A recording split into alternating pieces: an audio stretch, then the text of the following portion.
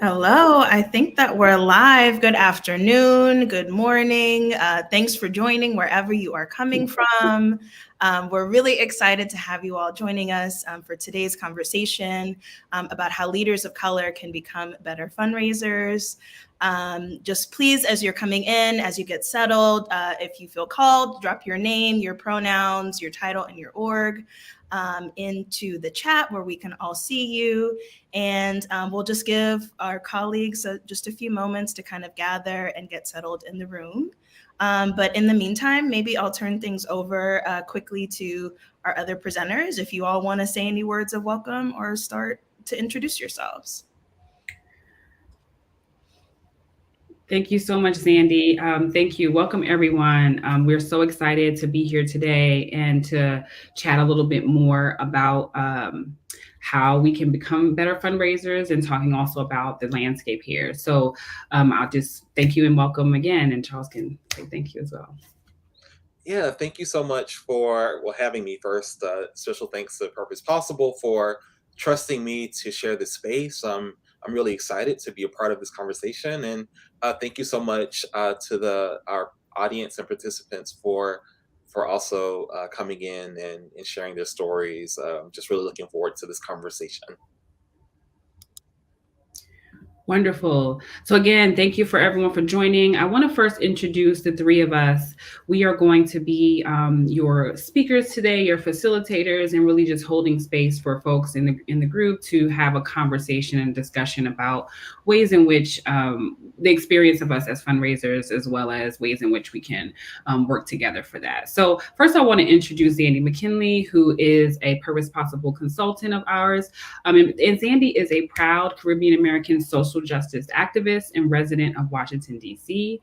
She brings over a decade of experience working in support of Black and other marginalized communities through coaching on nonprofit management and community organizing, using healing practices and resource movement. As a passionate advocate for social and environmental justice, she is committed to resourcing grassroots organizations that work in pursuit of solidarity, community, joy, and the protection of Mother Earth. In addition to extensive experience with strategic planning, trauma-informed care, and financial empowerment, she also holds a master's degree in international affairs from George Washington University and certifications in nonprofit management and racial healing. And then Charles Stevens, who is the founder and executive director of the Counter Narrative Project in Atlanta. Stevens is an alum of the Regional Leadership Institute and the Arts Leaders of Metropolitan Atlanta and the Rockwood Leadership Institute. He has written for such publications as Nonprofit Quarterly, Atlanta Magazine, and Atlanta Journal-Constitution, and The Advocate. His current board or advisory board service includes Actors Express, the Atlanta Mayor's LGBTQ Advisory Board, and the Morehouse School of Medicine HIV Health Equity Task Force. His past advisory board service includes the Alliance Theater, Historic Atlanta, and the Atlanta Public Schools LGBTQIA Task Force. Past awards and recognitions include the Georgia State University College of Arts and Sciences Outstanding Alumni Award, the Christopher Hewitt Award, and the Out Georgia 100 Most Influential LGBTQ plus Georgians. Charles holds a BA from Georgia State University. And last but not least, myself, my name is Starsha Valentine, and I lead the Mid-Atlantic office of Purpose Possible in the Washington, D.C. area. My team works primarily with nonprofit organizations to optimize their fundraising systems and processes while also leading robust fundraising plans for growth. We specialize in assisting grassroots organizations with strategic organizational design, program design, fundraising, and development strategy. I have a bachelor's degree in psychology from Howard University and a master's degree in management from the University of Maryland University College. And I bring a visionary perspective to small business and nonprofit fundraising that integrates stakeholder engagement and realistic goals and metrics for organizational effectiveness. I believe in holistic resource mobilization and culturally responsive and justice-focused work. And so all of us are bringing to the table our unique experiences and ways in which we have entered into the field of fundraising and how we have been able to optimize our work. But I wanted to start with adding a little context to the conversation. So thank you again, everyone, for joining us today. We are so excited to have this discussion about how BIPOC leaders and Black leaders in particular can become better fundraisers. But more importantly, we want to talk a little bit more about how we can show up as our authentic selves in the fundraising space. And so yesterday I had a really interesting conversation with a chief advancement officer who is a BIPOC woman who leads a nonprofit hospice organization in Maryland. And one of the things that she said to me was the reason for her success was because she doesn't fundraise from people and places not aligned with the mission of her organization or her personal values. And she brought that story to me to tell me a little bit about how she started her career. And she told me a story about how she started her career as a managing an individual giving campaign and had a donor who was rude and disrespectful to her and to her team. And her boss called that donor and told that donor that they were going to cut them a check and mail back their donation because dealing with their behavior was not worth the money that they gave. And this really set the tone for her career and the fearlessness that she brings to her fundraising philosophy. But we also know that BIPOC leaders are facing greater challenges every day. Back in 2019, Echoing Green and Bridgespan's Racial Equity and Philanthropy report noted that on average, the revenues of the Black-led organizations are 24% smaller than the revenues of their white-led counterparts. And while we do recognize that some of that gap may have closed in more recent years, we also know that from the most recent Giving USA report that donations overall have declined steeply in 2022 and continue to decline in 2023. And I believe that BIPOC-led organizations are going to feel that decline more acutely this year and going into 2024. And so as we begin this discussion, I invite you all to chime in to share your thoughts and your experiences and your solutions so that we can all leave here with just a few more tools in our toolkit to weather the next wave of change in philanthropy. And so we'll begin this conversation with a little bit of some questions that we'll pull to this group, and also invite you all to also comment as well if you have comments about these questions or thoughts around these questions as we kind of go through the day. Awesome. Thanks so much, Starsha, for that context. That in and of itself, so much of what you talked about could be a webinar. So Charles, I'm really grateful again for you taking the time to kick us off and guide us in this conversation. So we're going to start off easy. We would love if you could start today by telling us a little bit about your first role in the nonprofit sector. Absolutely.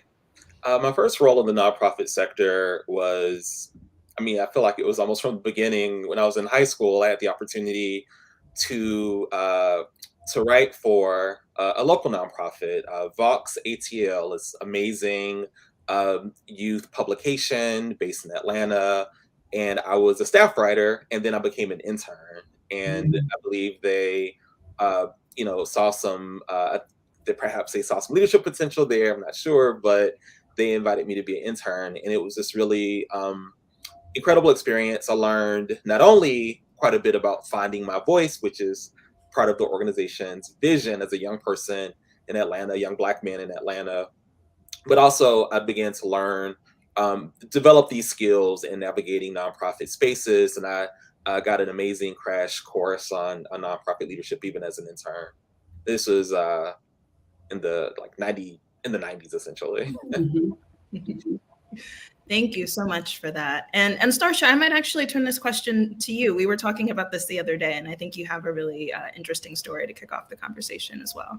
Yeah, I think many of us fall into nonprofit work in different ways, whether it's guided by passion or by necessity, right? So Washington, D.C. is one of those places that has probably like the most nonprofits per capita in the country, if not like second.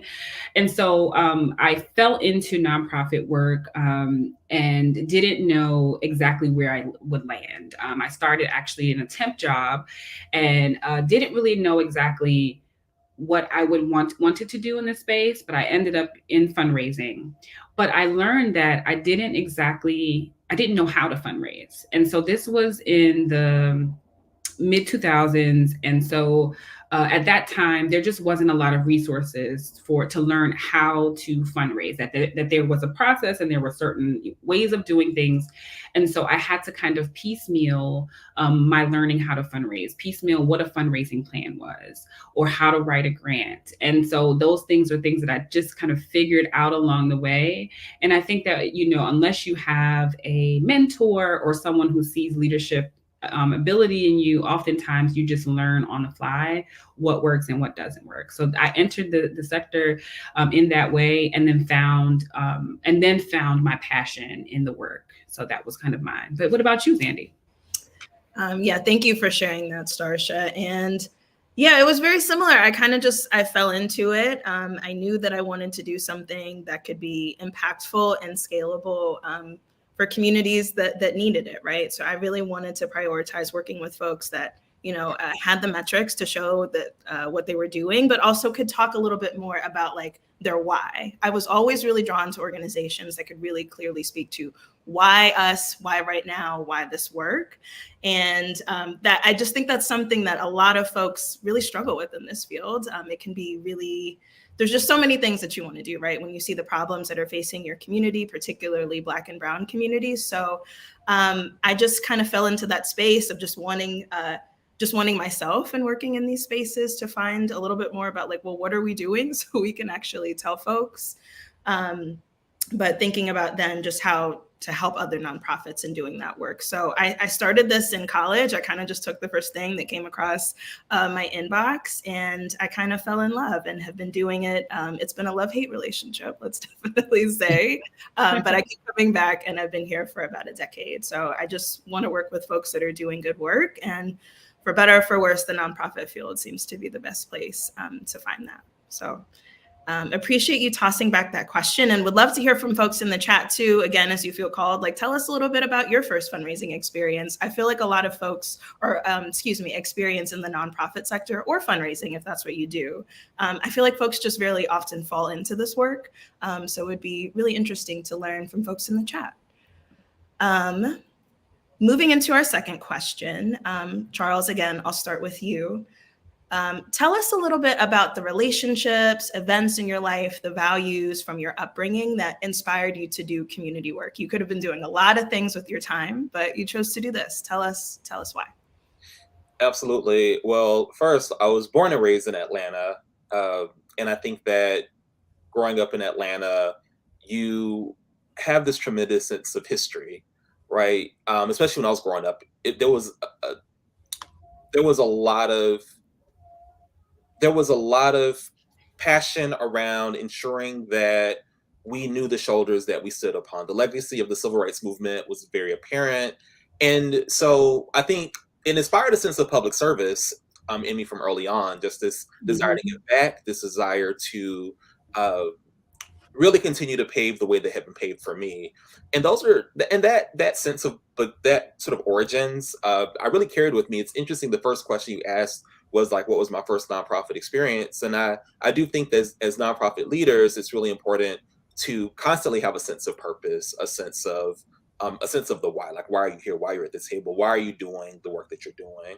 And so that early experience, again, of growing up in Atlanta, when I did, where I did, I just always had a sense of social justice, a sense of civil rights, a sense of the importance of movement work. And that was, and it ended up inspiring my professional trajectory. And so after college, I started volunteering, within the nonprofit community, and I got really involved with communities that I identified with and belonged to, racial justice, LGBTQ, social justice broadly. Like that's really where I found my passion.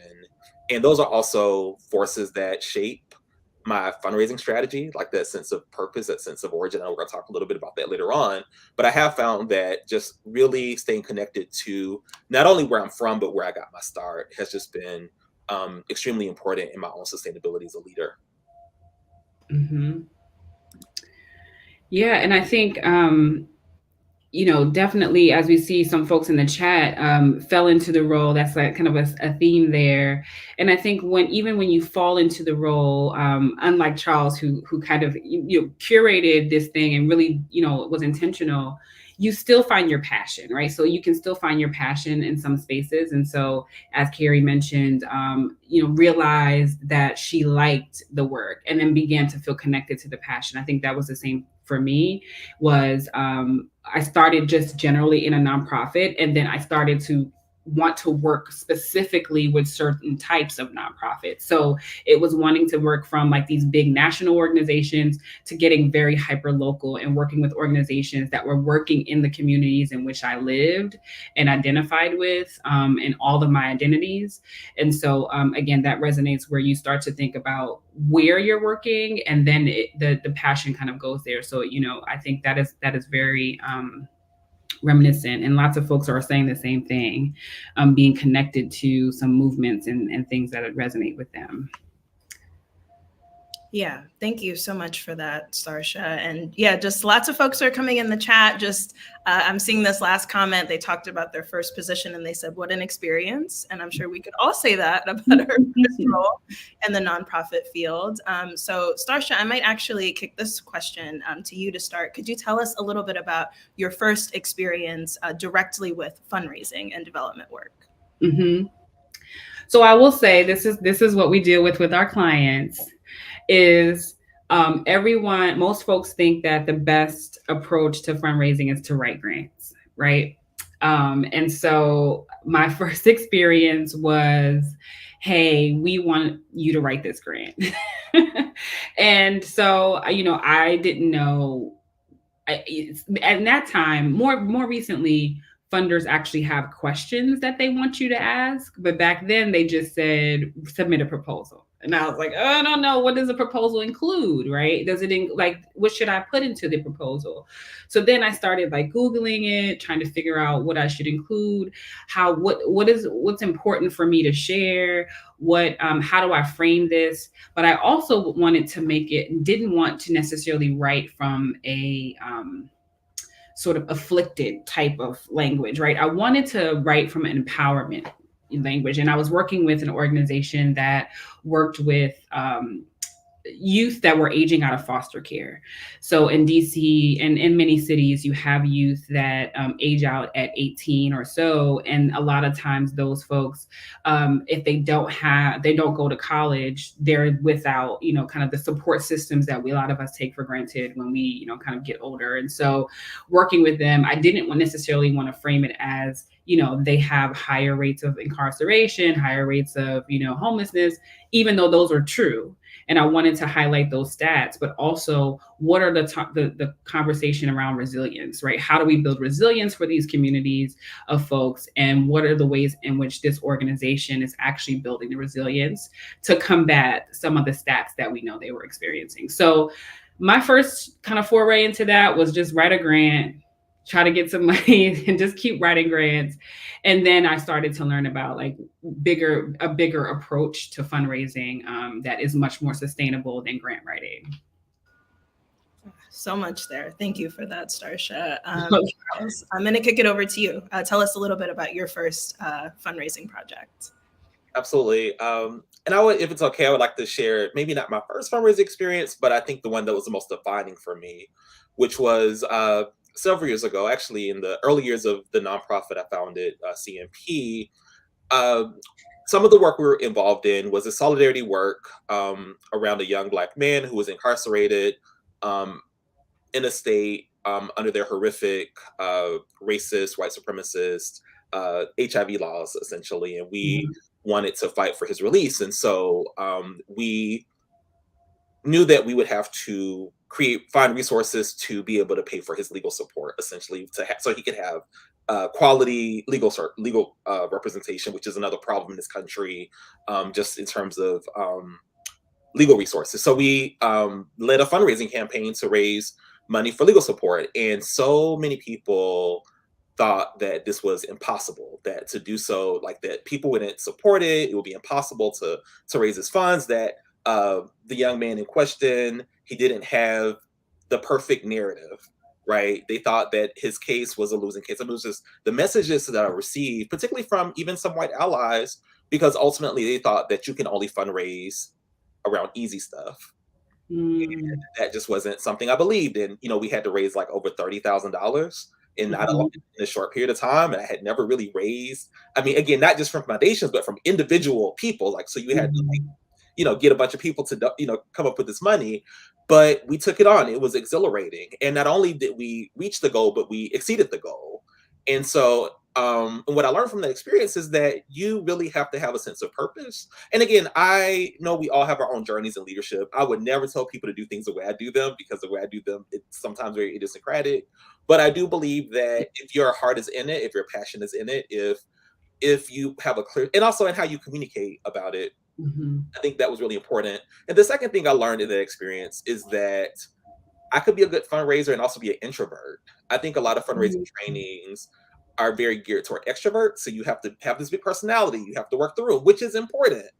But I also, and I think that's why it took me a while to kind of find my way and develop confidence in myself, because I didn't see models of myself in the work. And then once I did, and once I was able to figure out how to leverage this particular strengths and skills that I had, I became a lot more confident. But I do share that story to say that there are going to be times when people tell you that you can't do something, that something's not fundable, or that people won't donate to something.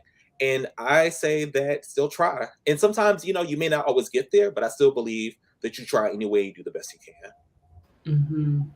Yeah, so powerful. Thank you for that, Charles. And you touched on some of the key topics that we really want to lift up for folks of color in this space, with the systems of oppression, white supremacy. You said the buzzword. That's probably going to come up a lot in today's conversation as we move into some of the deeper challenges and ways that we cope. Which I think I'm kicking it over to Starsha for this section. Yeah, so you brought up this unique and interesting conversation about our whole selves, right? And so I am also an introvert, and yes, but I do well. There's lots of folks show up in different ways. One of the ways is that I like small groups. Like I can do one-on-one or smaller groups. I'm not the one to go into a room and network and work the room. Like that's never ever going to be me. And so I think that is also a thing that leadership in general, and in particular fundraising, traditional fundraising, rewards the extrovert. And so when we think about how we can approach this and preserve our like who we are and how we show up, was that one of your challenges, or what were some of your early challenges with kind of getting into both as a leader and as a fundraiser and chief fundraiser, probably for several years there?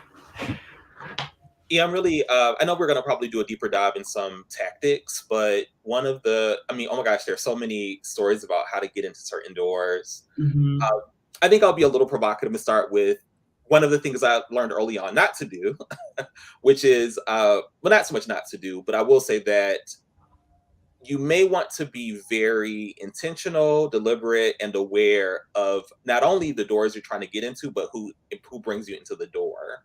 Sometimes people will say they have access to certain resources, and they may try to bring you into the space, and they may not necessarily be the best person to bring you into the space. I'm just going to leave that there. But Mm-hmm. I will say that I was very, I mean, grateful. I mean, I would even use the word blessed in some ways, in the sense that I did develop relationships early on with people that were advocates for me. Like, so for example, and you never really know where people end up. Like, for example, oh my gosh, I remember many, many, many years ago, I was at a conference, and I mean, I might have been like still in college, or maybe right out of college, and I was at a conference, and I randomly had this conversation on a shuttle with someone else who was at the conference with me.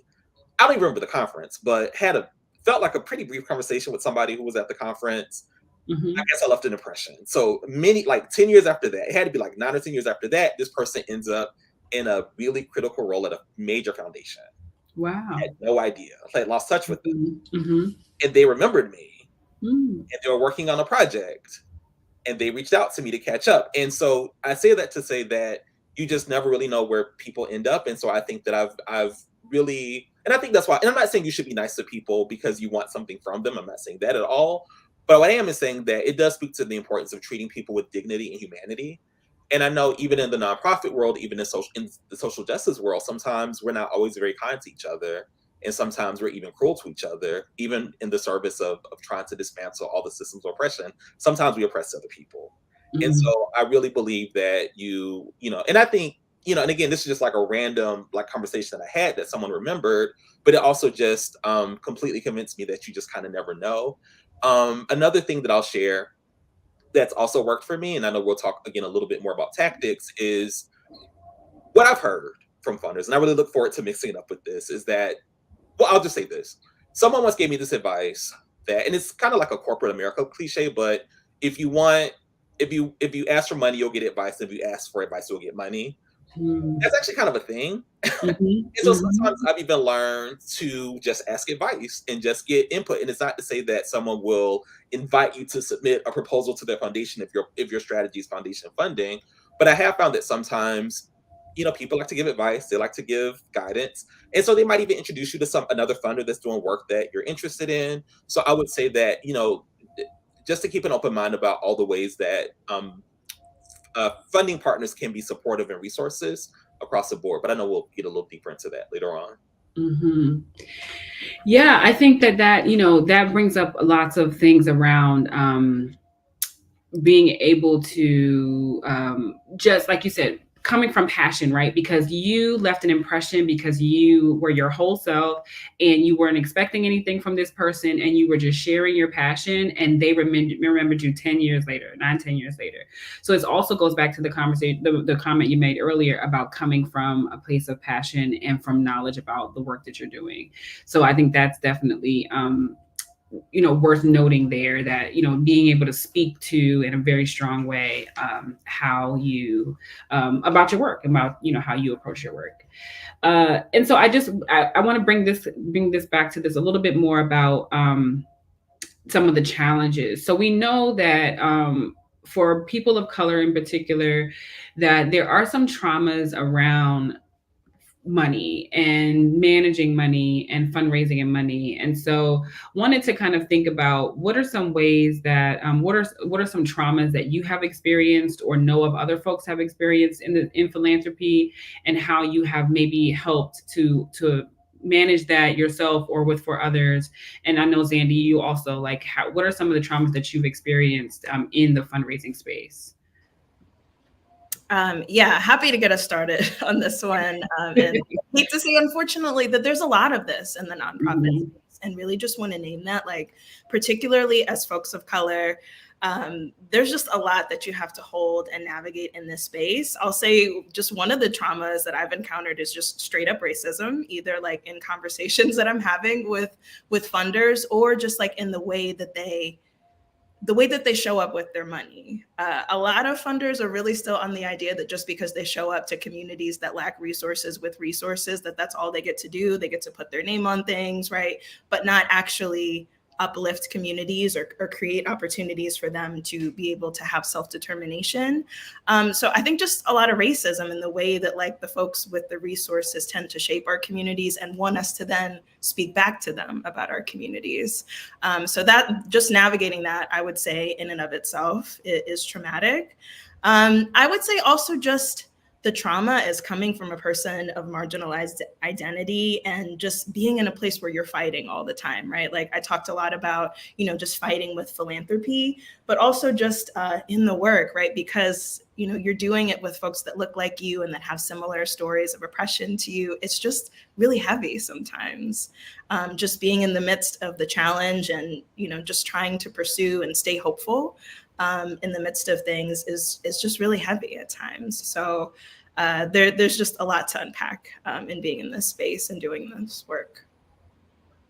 Yeah, thank you for that question. I would say that, well, what I wish I knew about trauma, or what I wish I had known about trauma when I was a very early ED that I didn't know that I know now, but I wish I had known, are a few things. One is that putting your ideas to paper and asking for resources to support that vision is a very vulnerable experience, and that's okay. And in that vulnerability, it's kind of an emotional. It stirs up a lot of stuff, and that's really okay. It's okay to feel vulnerable. It's okay to feel the sense of like all that comes along with sharing something so intimate as your vision for your community and asking somebody to fund it. That's real, and sit with that and be okay with that. The other thing that I wish I had known is that And let me also name class, because I mean, certainly we're here talking about, the experience of BIPOC folks, but I also grew up working class. Mhm. And that and so the relationship with money around class and classism is also real. Like, I didn't come into nonprofit leadership with a network, with a high worth network, or high value, Mhm. high network of high value, big donors. Essentially, I didn't have that. And so also kind of navigating what does that mean to be in this environment where some of my peers, their parents and their parents' friends could write big checks for their work, and I just didn't have that. Mhm. And also, and simultaneously being someone, and how, yeah. So there's a lot there. So I also want to name that as a kind of like trauma in of itself. Um, and something else I also think a lot about is, and the final thing I want to share is just about the desire to be somewhat of a striver professionally, and how sometimes in the pursuit of doing that as wanting to come off as perfect. And so you talk about the work, but not always your story. And I remember how empowered I was once I decided to share even some of my personal vulnerabilities. Like, I found myself talking about the work, but not about my story. I would talk about the work and we're so great and we do all these things and these are our numbers, but I didn't really share a lot about myself. And I didn't really share a lot Mhm. about my own story and my own journey and some of the challenges that I had. And what I found is that even with some of our funding partners and some of our donors, they actually wanted to know about my own story. Like, they wanted a sense of the personal. And that itself was kind of difficult because for so long, I didn't want to share some of the vulnerable parts and some of the challenge, some of the parts that weren't so great about just what it takes to do this work. And but I did find that that was an important part, like sharing my personal story sometimes to funders, to say, this is why I do this work and this is where I came from, and that's okay too. Mhm. Mhm. Yeah, and I think we have a comment here from, I think Mandisa, is saying, having to jump through hoops that other white colleagues don't have experience in order to get to the fundraising is certainly also a traumatic experience, right? For folks is to actively see that your peers who are other leaders are easily getting funding and you're having to do jump through hoops to get this, when other folks who have the network can make a phone call to a family foundation and get an investment and and have to do the process of submitting a proposal, but they already have they already have the promised dollars. And so there is also all of that, and that's very traumatic. And so when we think about how we navigate this space, it is something that we all experience, and it is something that is heavy sometimes and frustrating sometimes, and we think, how do we continue to hold this? And so one of those things is, how do we deal with our mental health in this space? And that could be a whole other kind of conversation about mental health in the nonprofit space. But I just wanted to see if there were certain ways that you have been able to cope a little bit around dealing with this trauma and the heaviness of this work, and your mental health in this space.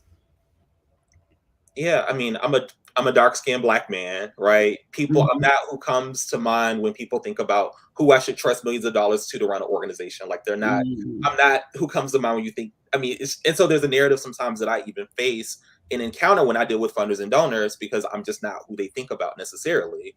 Of course, once they meet me, I win them over, and it's fine and it's wonderful.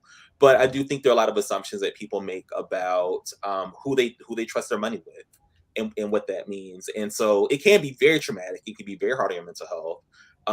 Sometimes I remember hearing a story of an organization in the 90s. It was a Black gay men's organization, and there was a white donor, and they had to go to his house at night and do the pitch. I mean, it was just absurd, Mm. right? Just horrific, like the kinds of things that are expected of you. And they did it because they felt like they needed the money. They literally just went to his house. We're not trying to insinuate, but like just the Mhm. what's expected, right? And so I do think that these things can be really traumatizing. And so, well, what can you do? Like, how do you survive this work? How do you sustain yourself? I think having a good support system, having people that you can, get on the phone with after you have these hard conversations. How do you develop a good support system with people you can trust? I mean, I think some of it's trial and error. I think some of it is just reaching out, having coffee dates. Um, Mhm. I also think that so one of the things that I do is I stay very connected to a creative practice. I say all the time, I was like, I'm so glad I have I'm a writer. I write as well, and I do a lot of creative writing. I've even started writing speculative fiction because at a certain point, I'm just like, I need to imagine other worlds because this is just too much. And I find it very therapeutic, going back to the Octavia Butler, Sylvia the Lady, A.K. Jemison, just really kind of lead into, and I think that all Black leaders should do speculative fiction. It can be amazing. And so just those are some of the things that I found work for me. Mm-hmm. What about you, Xandy? Such a good one. I would say if I had to summarize it real quick, I would say that no is a complete sentence, right? I think lifting up one of the comments that I saw in the chat that like there's just a lot of hoop jumping and just folks want you to do a lot of crazy things, and just remembering that no is an answer. I'm totally going to butcher this quote, but I think it's a Toni Morrison quote where she said that the chief end of racism is basically to waste our time. We have to do all of these things to prove that these systems are real and that we're not making things up, right? So just knowing that that's always going on and that rest is our resistance. Like the entire point of, these systems and the work that like our communities find themselves in is they don't want folks to rest. Like that's how capitalism continues. So just really leaning into the place of rest, saying no so you don't jump through the hoops, but also just listening to yourself and making sure that you prioritize rest. It's really important. Yeah, and I think that's similar to me. I think between the two of you all is like being and feeling safe to say no to certain things. We didn't always have that option, right? But I think now we're having more of those options and being able to just say that, right? No, the answer is no. And then also, like you said, Charles, finding outlets. And I heard something from the president of the National Basketball Association. I think her name is, forget her name, but she mentioned like having your kitchen cabinet, which is your people around you who you can go to talk to who experience the same things. And so you can kind of have these round tables where you can kind of go to them and say like, I've experienced this thing, or this is really hard. Have you experienced it? And it's validating. And someone said that in the comments, like it's validating just to hear other people ahead of you in your same level, wherever they are, say the same things. It just validates your feelings and validates your experience. So keeping that kitchen cabinet, keeping that connection, and just kind of finding your network of people. And so I'll toss over the next section of questions over to Xandy. Yeah, thanks, Starsha. And if it's actually okay, I'm going to start with uplifting this question that's here on the screen. And I would love to hear from you and Charles. But any tips on finding that balance between professional support and community building support with your peers or other folks in the workplace? How do you navigate holding those relationships? Whoever feels called to answer first. I'll be honest, I struggle with that myself. I do. What I will say is what I seek to do is build spaces where I can even ask these kinds of questions, right? Like I think that a lot of us struggle with some of these things and we try different things out. I just wish there were more spaces where we can just be vulnerable and bring our whole selves and say, hey, you know what? I'm trying to figure out this balance thing, and how do we build professional support, and balance it with community building support with peers. I know some folks, they feel like they have to have they kind of compartmentalize, I've noticed. So like some folks are like, these are my sort of work friends, these are my non-work friends, and never shall they meet in the middle. And this is kind of what I do now to, and that kind of thing. Doesn't work for me. Like, I think I'm more of a shapeshifter in my work. Like, sometimes I'm feeling like, we might go in and, we talking hard about work and the movement and team building. And then sometimes, we start talking about what we saw on TV last night, or something that made us laugh, or something that made us cry, or, some funny thing that happened to us when we were growing up. And I find that because of my own rhythm, it just works easier for me to just have people. I guess what I'm getting at is that part of how what I find works for me a little bit, and I think I need to test it out a little bit more, is just having people that I can be as many parts of myself as possible with, and I don't feel like I have to like fragment myself. And sometimes that balance isn't. And so the way that balance looks sometimes is just just kind of the ebb and flow and rhythms of a day. And so that I can like step out from behind my computer and call friends and just gossip Mhm. or whatever it is, but just how. But I do believe that, and you talked about rest. I also think what capitalism does and trauma robs us of our capacity to be introspective. But because I really do believe that there's something like our intuition kind of tells us what we need sometimes, and it's just being able to listen and trust that. Mhm. That's absolutely it. I think it's young in your when you're young in your career, work period doesn't always feel like a safe space. So earlier on in your career when you're young, it's the tendency to compartmentalize like these are my work friends and these are my other friends. And also the times are changing, right? So people are demanding to be able to be their whole selves. We see things changes in work dress codes and the way people shows up physically, right? Like all of those things have shifted and grown, and through movement building and through advocacy work on, of like people being able to show up as their full selves. So I say that to say it's a journey and that we've all experienced it. And you will get to the point at some point where you say, I don't want to have to be this person in this space and be this person in that space. So I demand to be one person in all spaces. And so that is also the work that is like your personal work to be able to do that. And just kind of find the space that matches who you are and not necessarily you shifting to meet the space. So yeah, I think that's definitely it's a journey and it's work. Can I chime in once more about that piece? Sure. I know sometimes it's not always realistic. Well, not realistic, maybe that's not the right word. Sometimes because of various economic pressures, it may not, the journey to get to a place where we can be all the parts of ourselves somewhere, it might be a bit of a process. I think Mhm. I tend to approach institutions from a very harm reduction perspective. And so sometimes that means being very clear that though I realize that this is not a great environment for me right now, this is what I need to get out of it. These are my limits. These are my hard no's.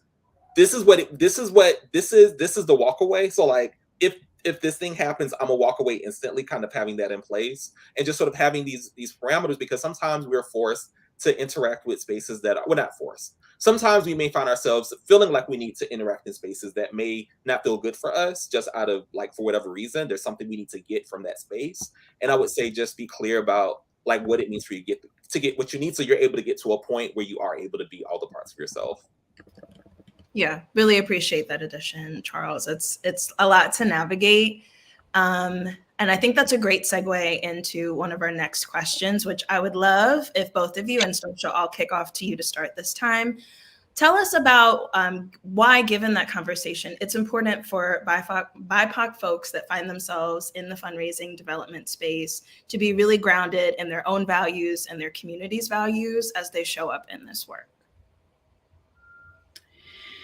Yeah, I think again, it speaks to your passion. It gets conveyed whether you intend to or not. So being able to do work that is grounded in your own personal values allows you to speak more authoritatively about it, but also about again, it's this journey to being authentic, right? So it's this journey of saying like, I'm not reading from a script. I actually believe this. I actually feel this. And that makes you a great fundraiser. And I mentioned earlier when I laid the context out for this conversation about a conversation I had just yesterday with a chief advancement officer. And within 20 minutes, she gave me this story about the work that she's doing. And it was so passionate and she felt so connected to the work. I was just enamored. Like I never knew that this is something that I would be interested in, because she sold me, and it wasn't a pitch conversation. It was just she telling me about her work, and her passion was conveyed, just immediately. And so that is the thing that's the good way in which to approach fundraising. But it also is a good filter that if you can say these things in this way and the other person receives it, then they are in alignment with you as well. So it's like a filter to be able to decide, do I have to jump through hoops to sell this? If I feel passionate about it and I'm sharing it and they're connected to it, it's a great filter for how to move forward in partnership in a relationship. Yeah, 1000%. Charles, your thoughts? Yeah, I love that so much. And I totally agree with what you shared. And I would just say for me is being connected to my values is important, but remembering those values is also important because just like sometimes organizations may face possibilities of mission drift.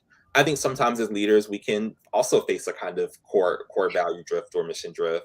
And so I really try to stay connected, not only sort of intellectually remembering what my values are and having them written down somewhere, but also creating rituals in my life that allow me to affirm and remember what my values are. And so that I'm able to go into situations from a place of power. So even something like so how you deal with funders and how you deal with donors, like just having a very clear sense of what your values are, because it also will shape how you interact and how you interact in the situation. Because there are sometimes people with lots of resources that may want you to do things that you're not comfortable with. And so I think that even in those power dynamics, staying very clear and connected to who I am in terms of from a values place. And also say, I mean, every so often I even revisit what my work is. Like I will literally ask myself, Mm, what is my work? And just right, this is what I see as what my work is, and just making sure I'm connected to that. That also helps. yeah. Yeah, really appreciating you both for that. And yeah, just continuing to invite folks to enter your questions and comments in the chat. Thank you so much. We really appreciate all of the engagement. And I'm actually seeing one on the screen, so I'm going to pause really quick and lift that one up. But could both of you speak to how does the income disparity affect fundraising for and to BIPOC communities? Ooh, this is an interesting one. Maybe Charles, I'll kick it over to you to start. Yeah, like as I shared earlier, I wasn't the founder that had a circle of friends that all were very wealthy, and I had parents that could write me big checks to get me started. That just wasn't my reality. And so I coming into this work as someone, again, growing up working class, that was just a different reality than I think perhaps folks that have a lot of economic privilege coming into this work. So I do think that the income disparity is, it may impact, but then there are also folks that are amazing fundraisers that are still able to sort of navigate that world.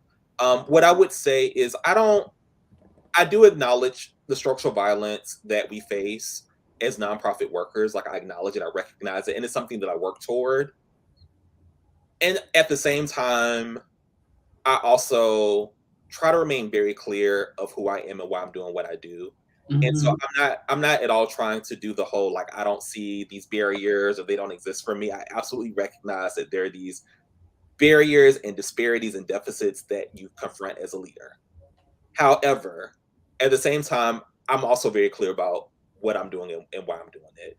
And so sometimes that means that I have to both recognize the problems that exist and simultaneously still try to do the work that I can do with what I have. Mhm. Yeah.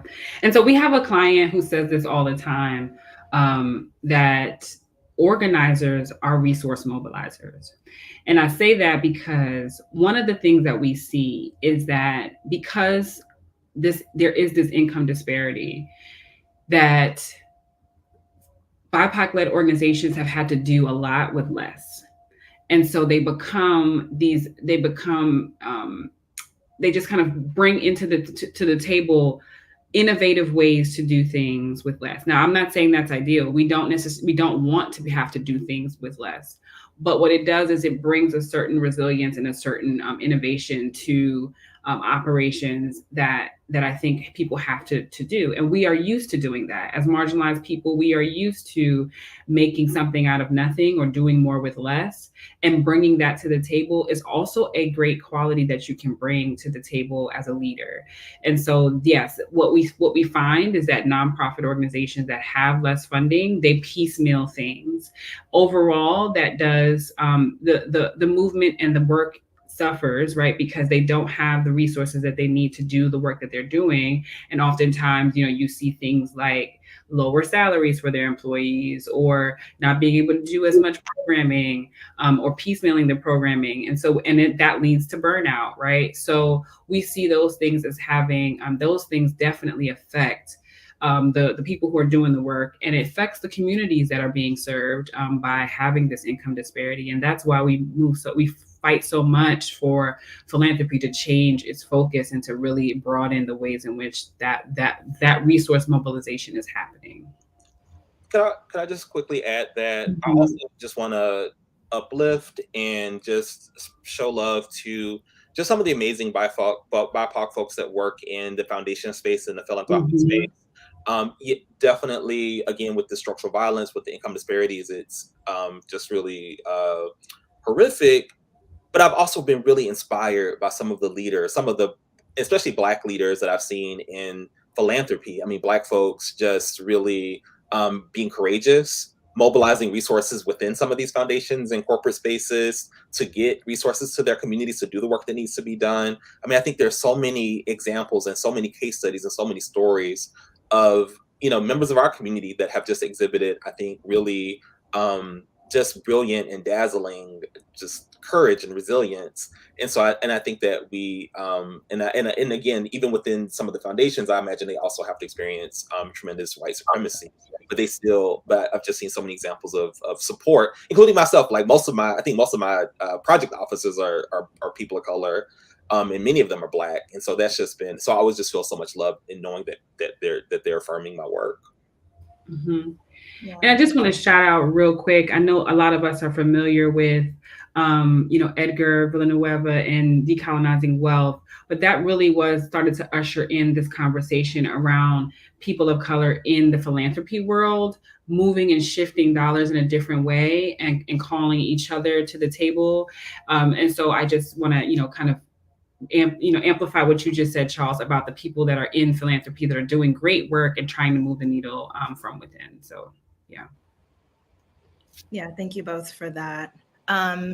So the next question I have before we shift into a new topic, I would love if you both could give me just your top handful of tools, skills, and qualities that you think make a successful fundraiser, particularly for folks of marginalized identity. What are some key things that you need to have in your tool belt in order to really be grounded and successful in this work?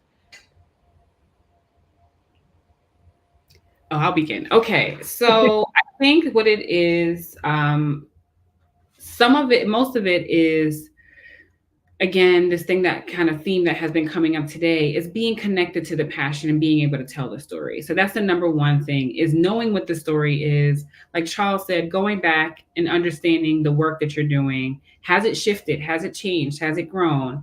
Knowing what that is and knowing what you're working for, and continuing to revisit that always. So it starts first from understanding and knowing what you're speaking about. And then I think it is having hope, right? Having hope that that whatever you're doing and all the work that you're doing will move you towards being able to resource, this community that you're working with or the work that you're doing. And so I think that those are really kind of abstract ideas, but I just think, a lot of it is in your thought process and the ways in which you approach the work from a space of abundance. So that's number one. And then I think the second thing is expanding your network to be able to ask folks in your network, how are they approaching this? If you're trying to have a conversation with a funder, do you know this funder? Like, starting to really build our network, because I think what we're not realizing is that we're starting to be in the space more. We're seeing more people of color in fundraising, and so therefore we need to start actually talking to each other, creating and holding space for each other to ask questions, and being able to share our resources together. And philanthropy really does foster a spirit of competition and lack and all those things. So if we actively try to move away from that and actively move towards collaboration, cooperative fundraising, community-based fundraising, I think as a group together, as we're all looking to move towards a more equitable world. And so even in our own lanes, we can work together to move the needle. So I just certainly think it's like reaching out to each other, connecting with each other, and sharing resources. Yeah, I would say three things. The first thing is having good relationships with the media. At least two of my funders came about because they read about me in these profiles that were written about me in the media. So I think definitely making sure that you're sharing your work with friendly media, folks that even like sort of like local grassroots sort of media organization. It doesn't have to be the New York Times. It could even be sort of like a sort of local kind of publication. But definitely having good relationships with media, because that's also a way that you can communicate with donors is through the media. The second thing I would suggest is paying attention to what's funded. Like, so, not just waiting for the RFP to come out, but really just kind of monitoring various foundations and not just looking at what they fund, but who they fund. And sort of seeing your work in that, and that's not to say you still shouldn't, make big leaps and acts of faith, but I also think just having a sense of like what's funded and just being connected to who's funding work similar to yours and what that is.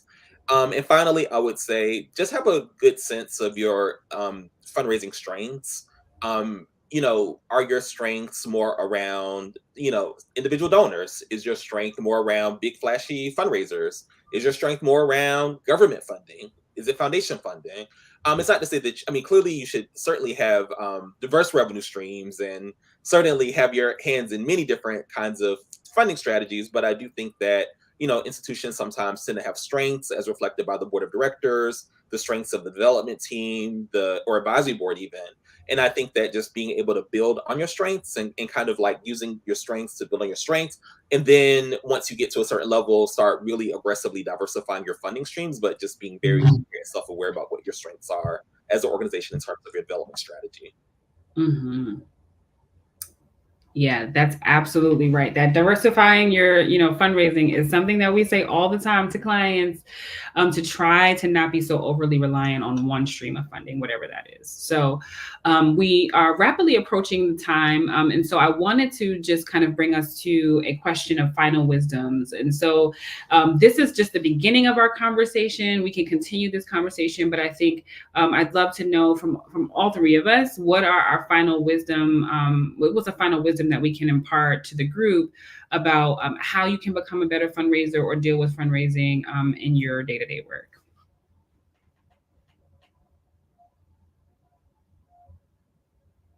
I can start. I can kick us off in that. I would say to close our conversation with today is some of what you've heard a lot, but just get really clear on the why. I feel like once you're able to feel that in your gut, the way that you write about it will naturally come up. The way that you speak to other people about it will naturally flow. I would say the biggest way that you could find success in this work is just really making sure that you resonate with the mission of what you're doing, that it's deeply reflective of the community that you're serving. And once you get really clear on that, it's actually pretty easy. You're just asking a lot of questions and just kind of navigating in folks and speaking from your center. So I would just say, just get really clear on your why, and that will kind of direct everything else. I would say that fundraising is a very not complicated. It's a very, there are many different facets to it. And to that end, I think that you don't have to do it all yourself.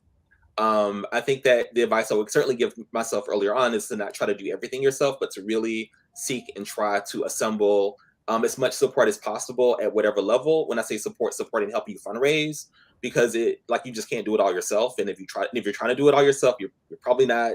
It's not sustainable. So definitely try to enlist as much support as possible. Yep, I think that's absolutely right. That was going to be my thing as well, is your community is key. And that's both from the community that you're serving, as well as the community of peers and other folks on your team, if you have fellow staff or whatever, however that is. So it's certainly just making sure to focus on that community. And so as we wrap up today, I wanted to say a couple of things really quickly. If you are registered for this event today, then you will receive an email with a link to the recording and to a couple of resources that we mentioned today and other resources that we compile as a group. And you can still register right now at thepurposepossible.com/leadership in color. I will put that in the comments right now. And so you can join there and you can register. Audi will add that in there, but you can go there and still register today and you'll get access to that. And lastly, go to Leadership in Color on LinkedIn. There's a group there that you can join, and we can continue this conversation moving forward. If there are any questions, this is also your community, and we are also here and can kind of talk to each other through our challenges. And so thank you all so much for joining us today. Thank you, Xandy and Charles, for this excellent conversation. We're really happy that you were able to join us today, and happy that we can just begin to start this conversation.